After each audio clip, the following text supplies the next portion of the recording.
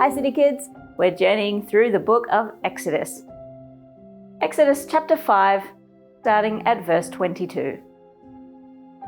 Then Moses returned to the Lord and said, Lord, why have you brought this trouble on your people? Is this why you sent me here? I went to the king and said what you told me to say. But ever since that time, he has made the people suffer, and you have done nothing to save them. Then the Lord said to Moses, Now you will see what I will do to the king of Egypt. I will use my great power against him, and he will let my people go. Because of my power, he will force them out of his country. Welcome back, City Kids, and welcome back, Moses. Hello, Jane. It's been incredible to have you along with us for 5 weeks. I've loved hearing more and more of your story. I've loved sharing the story with you, Jane, and you, kids. But you left us in a bit of a suspenseful place. You asked God why the king of Egypt had rejected you, but we never heard God's response. Well, you see, I'm excited to tell you, this one is a story of real hope. Good news! Yes, indeed. I was angry that the people were angry, and I asked God why he'd sent me and he wasn't going to save them, Jane. Ooh, how did God respond? Well, you see, that's where the hope comes in. God said that because of his own great power, he would make the king let us go. I see. You see, God told me that he remembered the promise he'd made with all the people. And he said he was going to set them free. Oh, I remember. The promise he made to Abraham, that he would make Abraham's children into a great nation, the nation of Israel. That's right, Jane, you're getting this. God wanted me to tell his people that I am the Lord.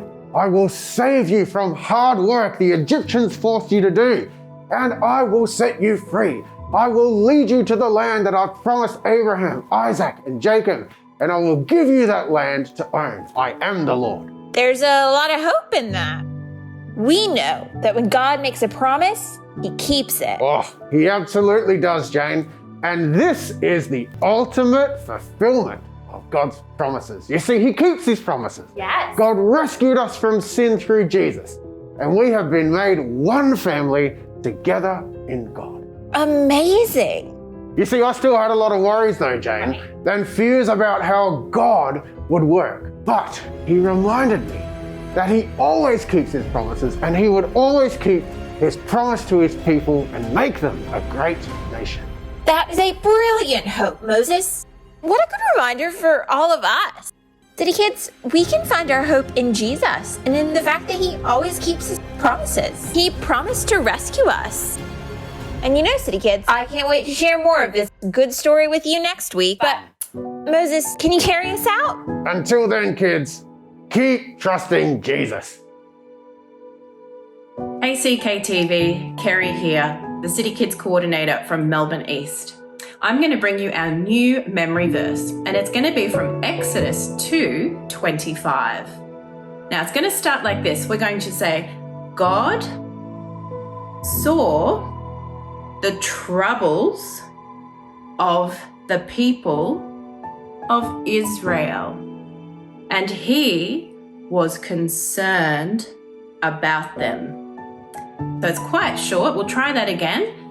God saw the troubles, so we're crossing over like this, troubles of the people of Israel. So we're using our pinky, Israel. And he was concerned about them. We'll try that once more. God saw the troubles of the people of Israel, and he was concerned about them. Exodus 2:25. Have fun learning that. See you later.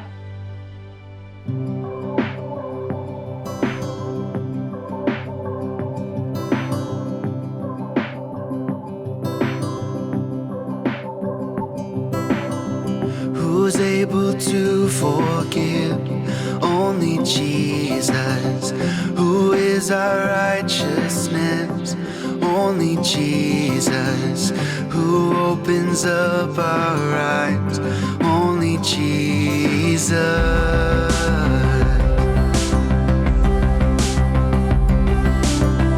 Who reaches down for us?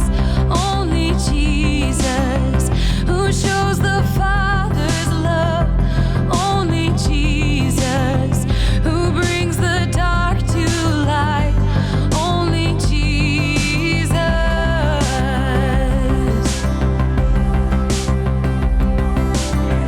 There's no one like you. You stand alone. No greater love was ever shown. You are our rescue. Only Jesus.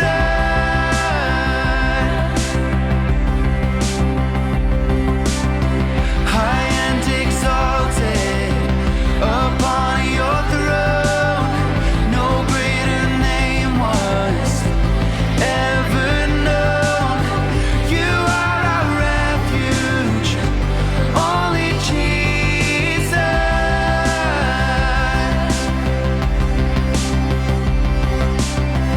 Who saves us from our sin? Only Jesus. Who's coming back again? Only Jesus. Who holds the keys to